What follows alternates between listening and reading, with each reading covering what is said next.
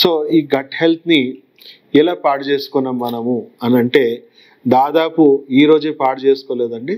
మనము గత 30-40 సంవత్సరాలుగా ప్రకృతి సహజమైన ఆహారాన్ని మనం మానేసి పెస్టిసైడ్స్, కెమికల్స్ని మన ఆహారంలో మనం భుజించడం, మనం తీసుకుంటున్న పాలు, మీట్ అన్నిట్లో కూడా విపరీతంగా యాంటీబయాటిక్స్ మన ఆహారంలో జోడించుకోవడము. అలాగే మనం చూసుకుంటే ఈ 30-40 ఇయర్స్ నుంచే యాంటీబయాటిక్స్ కానీ, పెయిన్ కిల్లర్స్ కానీ, పారాసిటమాల్ లాంటి ఎన్నో ఔషధాలు మనము మన శరీరానికి అవసరం ఉన్నా లేకపోయినా వాడేసి మన గట్ని బాగా డ్యామేజ్ చేసుకున్నాం.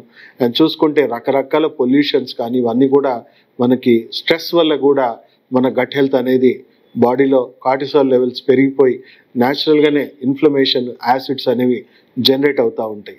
సో పూర్తిగా మన జీవన శైలిని మనం మార్చుకోవడం వల్ల మన గట్ బ్యాక్టీరియా అనేది చాలా డ్యామేజ్ అయింది. ఎన్నో strains of healthy gut bacteria మనం ఆల్రెడీ కోల్పోయాం.